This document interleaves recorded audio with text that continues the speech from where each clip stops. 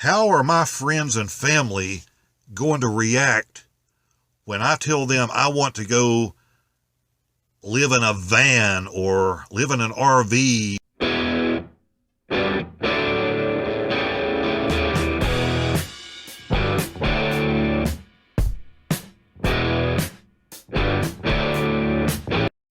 Hi again, guys and gals. Kevin, your budget travel guy here. And something that's been on my mind a little bit today has been answering a question that a lot of you have, which is, how are my friends and family going to react when I tell them I want to go live in a van or live in an RV or convert my pickup truck or my car, and I want to go out and start exploring across the country, and it's a pretty big change. And some of you are worried about how your friends, and especially how your family, is going to react to this when you tell them. So I'm going to make this easy for you. If you expect them to cheer you on and be in your corner, that is going to be a very, very, very rare thing. What you need to expect is that you are going to get a very negative reaction from the people that you care about and that care about you. Now, you have to understand why you're going to get that type of negative reaction. And it's not their fault, it's a human nature thing. People want to be safe and secure, and they want to live in their comfort zone. And most of us have gotten accustomed at some point to doing exactly that. Whatever situation we're in, whatever job we have, whatever lifestyle we have, the type of home that we rent or live in, that is just it. That's what we're programmed to do. So when you talk about doing something outside of that realm, it scares people. And it will scare your friends and family badly because they care about you and they don't want to see you make a mistake. They don't want to see you get hurt. The fact of the matter is, most people in life don't take a lot of chances. And when we're young, we all think we're not going to ever grow up and be that way. Because when we're 15 or 20 years old, we have all the answers. But as we get older, we realize, hey, maybe we don't. And I can remember what seems like yesterday to me now, but was more than half a lifetime ago to me when I'm in my early 20s and first start working and meeting people, and I would hear these stories of, I would be with somebody that was 60 years old, and they would be talking, and, yes, me and Frank, our dream and what we worked for after we got the kids raised and everything was we were going to go to Hawaii, and then Frank had a heart attack, and now we're not able to fly and not able to travel and able to do those things. And that is now over. And I remember being young and thinking, man, I am never, ever, ever going to let myself get in that situation. But you know what? I did. And I bet a lot of you have too. Because life gets in the way. Your job starts turning into a career, and you have a family, and now children are involved. And all of a sudden, these things you start to put off. And then you become 30 and 35 and 40, and now you're committed to the big rent, and you're committed to the mortgages, and you have all these things because now we're all chasing that American dream, and it's what we were programmed to do. So I've reached the point where I've just thrown a lot of that out the window, and I learned a long time ago, several decades ago, in fact, with things that I did for work, that I was going to scare my friends and family sometimes. Because any big change that you go to make in your life, they're not going to be on your side. And that is just reality. That level of fear, which I think is the worst thing that we do with children sometimes, is we never want children to make a mistake. You need to make mistakes when you're young. You need to learn how to fail. And you need to do that several times in your life, because that's the only way you can grow and the only way you can appreciate success and meeting your goals when they come. So only you are going to be able to answer the question of how much influence that friends and family are going to have over the choices that you make in your life. And we all want to be respected by our friends and family, but sometimes we're going to make choices. I know I did job-wise a few times that people just stood back and shook their heads. And, you know, they told me I was going to fail. They told me I was going to be crawling back. A former employer, I was going to be crawling back to him within 3 months. You know, and this was a guy that was a good friend of mine. He meant well, and it was half jokingly, but he was also half serious. Well, that didn't happen. You know, I ended up making it in what I did. But, you know, my parents at the time, other people in my family, and I went through this several times over the years, they just did not get it. They just did not understand. And one of the more interesting things, though, is once you set a goal and nobody thinks you're going to be able to do it, and they're not on your side, but a few years later, if you actually meet that goal and succeed, most of them come back and pat you on the back and go, "Hey, man, we knew you could do it all along."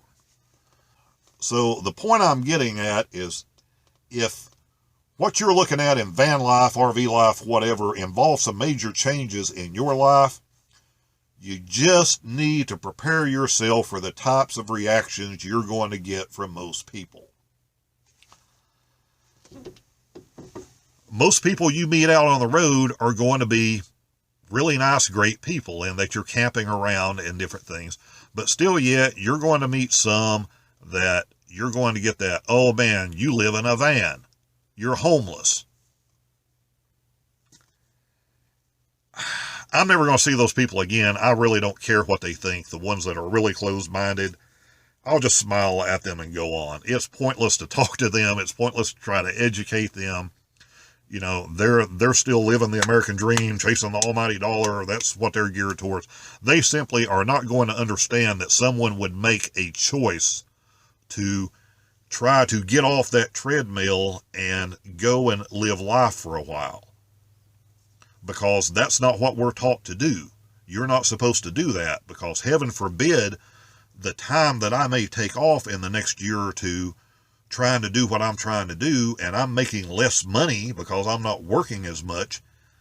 Yes, it's going to affect my Social Security someday if I live long enough, because I will now have a couple of years that I didn't make as much money, and I will make a few dollars less a month 20 years from now, if I live that long, to be able to collect it. I'm willing to sacrifice that. Some people aren't. Some people just cannot bring themselves to do that. And their goal in life is they're going to work, and they're going to work the maximum until they're 67 or 70 or whatever it is, and then maybe they'll get to go do whatever it is. I'm not willing to take that chance anymore.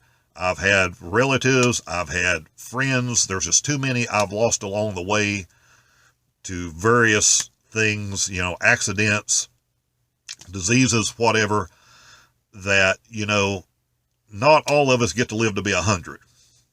That's a fact. And I don't want to be that person that I met in my 20s that was older, that said, we planned and it was going to do all this, and then something happened and now we can't do it. So my way of not falling into that trap is to start doing it now. And there are some sacrifices to be made in order to pull that off, and one of them is, I'll retire with a few dollars less a month.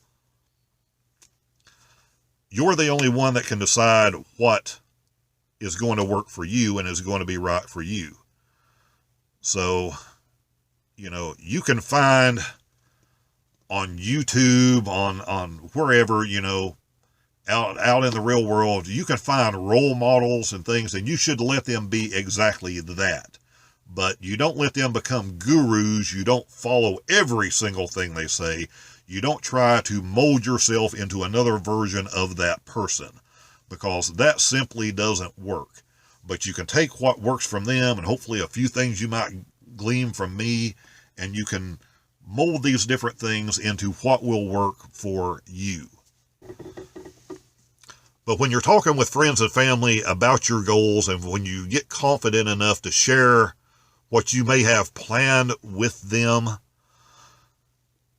in addition to not expecting a real positive reaction, you should also, don't get all high and mighty and throw it in their face that they never had enough guts to take a chance and do anything, because you don't want to be in arguments with these people that you care about and that care about you. So when you don't get the reaction that you're hoping for, rather than being argumentative and trying to prove your point, none of those things matter. All that matters is that you start moving towards whatever your particular goal is. And 6 months from now, a year from now, 5 years from now, if you decide that whatever goal you had, you've either met that goal and you've got it out of your system, or you've decided that, hey, maybe this isn't for me and I'm ready for something else, then go do something else. Nobody says you have to do this forever. And if you choose to not do this forever, it doesn't mean you're a failure. It means you have probably entered a different phase of your life. And you will have new goals and dreams to chase after in that phase of your life. So if you're a little bit new and not been in this situation before, I hope some of this has clarified maybe what you can expect when you start talking to your friends and families. Those of you that have already been through this to a degree, I would love to hear down in the comment section your thoughts and experiences and what you went through when you were dealing with your friends and family on this. So anyway, coming up, I'll be talking about a few different topics. I've kind of got off topic, I think, a little bit of what this channel was about. And I'm going to be getting back in some videos of those on the next trip, of how I find places that I want to see, how I find cool places to go to that don't cost you a lot of money. In the meantime, there's going to be a few more of these Route 66 videos going up. There's going to be a few more videos like this. There's going to be a few more videos talking about different things we've done to the minivan and to this van and how we set it up for travel and what we carry and what we don't. So there should be something for everybody. If you hit a few videos that maybe aren't your cup of tea, I hope you'll hold on, and because we'll get back to, I'm sure, what you were interested in, what you subscribed to this channel for to begin with. It also never hurts also in the comment section of videos, you can let me know if you think I'm getting too far off topic, or it's something that you were just not interested in, or let me know what you would be interested in on seeing videos in the future. And if I have any knowledge and I'm able to do that, I would be happy to talk about those things. And until then, we'll see you next time.